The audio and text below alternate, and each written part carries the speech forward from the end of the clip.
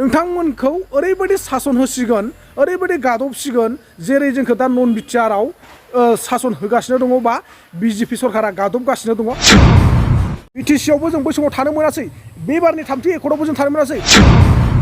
Good इभिनिं एभरिवान गासैखौबो आंनि नैबे चेनेलाव नैबे गोजोन बेलासि समाव बा मोनाबिलि समाव आं नोंथांमोनखौ फिन बरायना लाबाय। दिनै आङो सावरायनो नागिरदों नोंथांमोनजों माखासे जोंनि बर' समाजनि बा जोंनि बर'फोरनि पलिटिक्सनि बागै।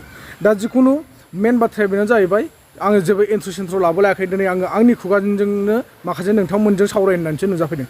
दा आंनि साननाया ओरैबायदि जागासिनो दं दा जोंहा बर्तमान ओरैबायदि ट्रेन्डिं जागासिनो दङ ससियेल मिडियायाव नङा होमबा। बर'फोरा पलिटिक्स मोननैया बिपिएफ आरो इउपिपिएल खौसेथि जानांगौ। बेराफारसेथिं कुनकाहा गहपुराव बिटिआरआव हाबनाय हाबैखौ लानानै गावजों गाव दावराव दावसि जागासिनो दं बिटिआर ओनसोलनि मानसिफोरा अर्थात रुबि नार्जारिनि सायाव माखासे एलेगेल लाबोलायनायखौ जों नुनो मोनगासिनो दं। आरो रुबि नार्जारि बिथाङा सोरखौबा गामिनि बबेबा 7टा गामिनि रायजो राजानि सायाव माने बिटिआर नाङा मा नाङा बिथांमोननो होननानै माने हाइकर्टसिम माबा मोनसे होलायनायखौ जों खोनानो मोनगासिनो दं। दा बिनि सायाव जों एसे सावरायलायनि नङा होमबा। दा मेन पइन्टआव जों फैनो थाङोब्ला बा बुंनो थाङोब्ला जोंहा बिटिआरआव जिथुनाखि जिबायदि दायो जोंनि बर'नि मोननै पलिटिक्स बिपिएफ आरो इउपिपिएल बिथांमोना खौसे जानायनि सायाव गोबांथार दाङाबाजि जागासिनो दं बा सावरायनाया दासिमबो जोबनानै थाङाखै। जोङो मैया दाख्लै खोनाबाय जे मैयानि दिनाव 12 तारिखमोन नङा होमबा। मैयानि दिनाव जोङो बिपिएफ आरो इउपिपिएल ज' जागोन बा जाया बिनि सायाव फाइनाल खबरखौ जों मोननो गोनांमोन। नाथाय जों मोनबाय मैयानो। नाथाय आंसो नोंथांमोननो सरि बियो आं भिडिअखौ लाबोनो हादिया। मानो होनना बुङोब्ला जोङो मैयानि दिनाव फाइनाल खबरखौ लाबोनो हायैनि गोबांथार खारन दङ। बिथांमोनहा गावसिनि सावरायनायखौ सावरायनानै फोजोबख'नो हायाखै आरो बिथांमोना ज' जानानै मालाबाबो सावरायलायाखै जे बिपिएफ आरो इउपिपिएलआ ज' जानो हागोन ना हाया। बिनि सायाव गावसोर लाइजामजों ओरैबायदि खालामलायनायनि गेजेराव उनाव लाइजामानो लिक जालायलायनाय बा ससियेल मिडियायाव ओंखारलायनाय लाइजामनि सिङाव मा बिथोरिया खोथाफोर दंमोन मा खोथाफोर लाखुमानानै दोनदोंमोन नै बेफोर गासिबो माने ससियेल मिडियानि गेजेरजों गोसारनायनि उनाव बिथांमोना माने फेस टु फेस लोगो हमनानै मोनसे जायगायाव जिरायलायनायनि गेजेरजों सावरायलायनाय जादिया। दा जों बेवहायनो बुजियो जिथुनाखि जोंनि बर' हारिया बे संसारा बेलथायनानै थांब्लाबो मालाबाबो खौसे जानो हाया होननानै जों सानो। जोंनि साननांगौआ बेनो जे जोंनि बर' हारिया जिथु खौसे जानायमोनब्ला दिनैसिमबो जोंखौ गुबुन हारिया मालाबाबो नारसिननो हानाय नङामोन। मैया दाख्लैबावै जिबायदि जों ट्रेन्डिंआव नुबाय थादों दिलीप शइकिया एमपिआ उदालगुरिनि जायखौ मोनसे समाव अल बड' स्टुडेन्ट इउनियनानो जोंनो नांगौ बे दिलीप शइकियाखौ होननानै दिल्ली पार्लियामेन्टसिम एमपि महरै फाथायहरदोंमोन। बै बिथां बायदिया मैया दाख्लैनि दिनाव ट्राइबेलफोरनि सायाव बा ट्राइबेलनि हा हुनि सायाव जेबो बुंनो हानाय पावार मोननाय नङामोन बा मोन्थाय मोननाय नङामोन। दिनै बिथांमोन बायदिया बुंनो थाखाय खाबुखौ मोन्दों। मानो होनबा जोंनि बर' हारिनि थाखाय बा बर' समाजनि अबहेला बा लेहेमनि थाखायनो बा नर्मेल दुरबलनि थाखायनो गुबुन हारिया जोंखौ नारसिननो बोलो मोनगासिनो दं। अर्थात सानफा एफा नाख्रेबनो गाख्रेबनो जुजिनायनिफ्राय जुजिगासिनो दं। बे खाबुखौ बिथांमोना मोनगासिनो दङ। दा जों बेवहायनो मिथियो बिपिएफ आरो इउपिपिएलआ ज' जानो हाया मानो होननानै बुङोब्ला कुइसन खालामब्ला बेनो जे मेन बाथ्राया बिपिएफआबो गावनि गादिखौ नागारा आरो इउपिपिएलआबो गावनि गादिखौ नागारा। बेफोरबायदिजों बोरै जागोन। बेफोरबायदि सासे नङा सासे गं बायाब्ला सासे नङा सासे मिलायाब्ला सासे नङा सासे सिं जानानै सरखार दायाब्ला माबोरैहाय सोलिगोन माबोरै सोलिगोन। आरो बेफोरबायदि नोंथांमोना जिथु गावजों गावनो गादि सेलायलायबाय थानानै दुमदाखार बर' हारिनि गेजेराव खालामबाय थायोब्ला बिदा फंबायनि गेजेराव दावराव दावसि खालामबाय थायोब्ला दिनै जोंनि बर' समाजा जौगागोन ना बले गोदोसोगोन नोंथांमोना बेवहायनो मिथिनानै मोनो। जोङो साफ्रोमबो बर' हारिया नोजोर होनांगौआ बेसो जोङो माबोरैबा बिपिएफ आरो इउपिपिएल अर्थात जोंनि बर'नि मोनफ्रोमबो पलिटिक्स हान्जाखौ ज' खालामनो हागोन बा खौसे खालामनो हागोन बेखौसो जों सिन्था खालामनांसिगौ।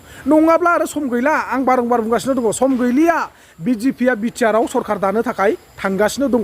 जुदि बे बाराव बिजेपिआ बिटिआरआव सरखार दाफुंनो बा गमामायैनो दाफुंथारनो हायो अब्ला नोंसोर अलमस्ट थफ्ला थफ्लि बोनखानाया मोजां होननानै आं सिगांनिफ्रायनो बुंगासिनो दङ। मानो होनना बुङोब्ला नोंथांमोनखौ ओरैबायदि सासन होसिगोन ओरैबायदि गादबसिगोन जेरै जोंखौ दा नन बिटिआरआव सासन होगासिनो दङ बा बिजेपि सरकारा गादबगासिनो दङ। बेबायदिनो नोंथांमोना फिन आरो बैफोरबायदिनो मोनफिनबाय थागोन।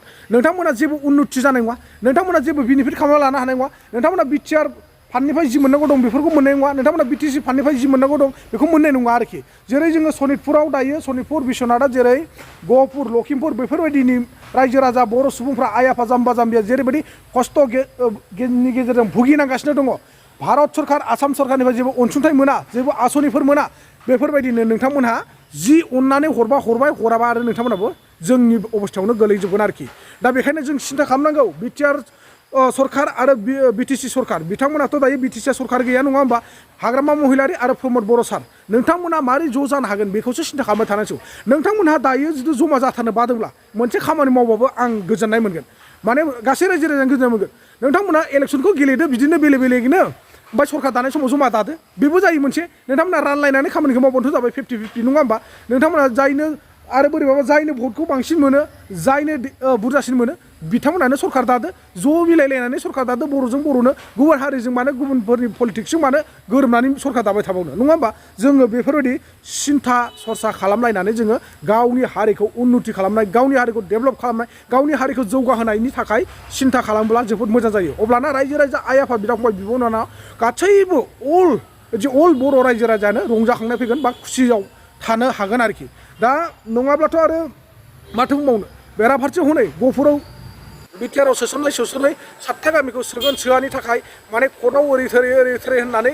होलायलायनायखौ जों ससियेल मिडियानि गेजेरजों नुदों दा बेफोरबायदिया मारै जानो मोनखो बिटिआरखौ नाङा नङा बयनोबो नांगौ दिनै नाङा होननानैथ' रावबो बुङाखै दिनै एकथा बिटिआरखौनो खालामना लाबोबाय जेब्ला अब्ला जोंनो बिटिआरखौनो नांखासिगोन बिटिसिआवबो जों बै समाव थानो मोनासै बेबारनि 3थि एकर्डआवबो जों थानो मोनासै बिएसिआवथ' जों गैखायानोसै सनितपुर बिस्वनाथआ बिनि उनावबो बिटिसि 2थि एकर्ड खालामना लाबोबाय नङा होमबा 2003 मायथाइयाव बेयावबो जोंनि सनितपुर बिस्वनाथआ थालांबाय आरो दाबो नै मैया दाख्लै खालामबाय 2020 मायथाइयाव जिथुनाखि बिटिआर एकर्ड बे बिटिआर एकर्डआवबो जोंनि सनितपुर आरो बिस्वनाथआ मानि खारनाव 3थि एकर्डआवबो थालांबाय थाखो मोनफ्रोमबो एकर्ड खालामगाफ्रोमबो जोंनि सनितपुर बिस्वनाथखौ गालांबाय थानोसै नामा सनितपुर बिस्वनाथआव रायजो राजा गैया नामा सनितपुर बिस्वनाथनि रायजो राजाफ्रा बर' रायजो नङा नामा बे सनितपुर बिस्वनाथआव थानाय बर' फिसाफ्रा बर' नङा नामा बिसोर मा गुबुन हारिनि माबासो नामा बिसोरो थैसो नामा नोंथांमोनहा मानो सिन्था खालामा मोनसे समाव जोंनि डिपुटि चिफ जायखौ बुङो जों गबिन्द बसुमतारी बिथाङा मोनसे समाव सनितपुर हग्राजुलि बे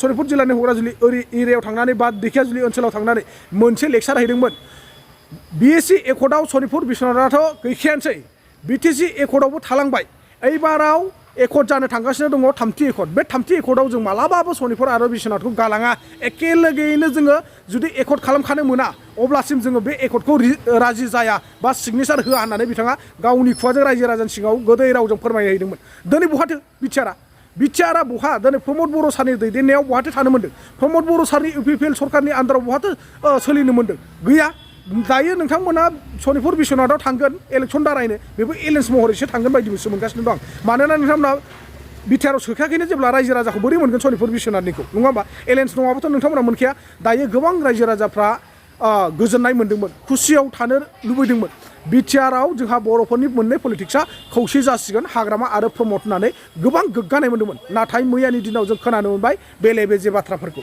दा बेफोरबायदिबा जोंनि बर' हारियाव बारा गोबाव सम गैलिया आरो बै समनि थासारिया फैफिननो थाखाय मिथिबायना बै समनि थासारिया फैफिननो थाखाय जोंनि बर' समाजनि गेजेराव बारा गोबाव सम गैलिया गुबुंले बारहावाया बारगासिनो दङ आरो बिनिफ्राय गाज्रिसिन 100आव 110% बारनो थांगासिनो दङ बे हले सियरखा आरोखि बिजेपिआ अर्थात आसामनि डक्टर हेमन्त बिश्व शर्मा मामाया बिटिआरखौ जिथु कब्जा खालामनो हाबाय सिलिंखार होननानै साननानै लाखादो बिटिआरनि पावार एन्ड फांसना 100आव 1%बो थानाय नङा बेखौ गोसोआव ला 100आव 1%बो बिटिआरनि पावार फांसना साप्पा हेमन्त बिश्व शर्मानि आखायाव थांजोबगोन दाख्लैबावै जिथुनाखि बिजेपिनि जोंहा एमपि नङा होमबा बर'फ्रानो फाथायना हरदों थांनाय एमपि इलेक्सनाव बिथांखौ दिल्ली पार्लियामेन्टसिम दैखांहरदोंमोन दिलीप कुमार सयखिया नङा होमबा बिथाङा उदालगुरिनि बिथाङा बर'फोरनि गेजेराव ट्राइबेलनि सायाव गोबांथार बाथ्रा बुंदों ट्राइबेलनि हायाव थाखानाय बर' फिसाफोरखौ होख्रांनानै गुबुन हारिनि मानसिफोरनो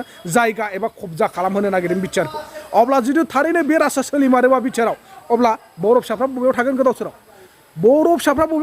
सोराव सोर सरकारा नायफिनगोन बे समावथ' बिपिएफबो थानाय नंला इउपिपिएलबो थानाय नंला अब्ला सोर अनसायगोन नैबेखौ नोंथांमोना सिन्था खालामनाया मोजां आरोखि दा जाय हक आं बेखौनो बुङो नोंथांमोनहा इलेक्सननि सिगाङाव जुदि खौसे जानो बादोंब्ला बा खौसे जानानै इलेक्सनखौ गेलेनो बादोंब्ला इलेक्सनखौ नोंथांमोना आलादायैबाबो गेलेनानै इलेक्सननि उनाव नोंथांमोना बा रिजाल्टनि सिगाङावनो नोंथांमोना खौसे जानानै बर' रायजोखौ मोजाङै मोजां सलायफिनगोन होननानैसो आं आसा खालामो आरो बिनि गेजेराव आंहा बुंलांनायफ्राव माबाफोर गेना गोरोन्थि जादोंबा निस्सय नोंथांमोना आंखौ निमाहा होगोन होननानै आं आसा खालामबाय गावनिनो बर' फिसा होननानै बा आंगो होननानै स' बेजों लोगोसे आङो मोनसे जोबथारनायाव रिकुवेस्ट खालामो स' जायफोर आंनि चेनेलाव गोदानै फैदों नोंथांमोना अननानै आंनि चेनेलखौ साबसक्राइब खालामना लाबानो जाबाय आरो खाथियाव थानाय बेलनि आइकनखौबो थुनानै ला जाहाथे आंनि गोदान गोदान भिडिअ आपल'ड होबाय थानायफ्रा नोंथांमोननियाव सौहैग्रोयो आरो नोंथांमोना थाबैनो नायनानै बुजिनानै लानो हायो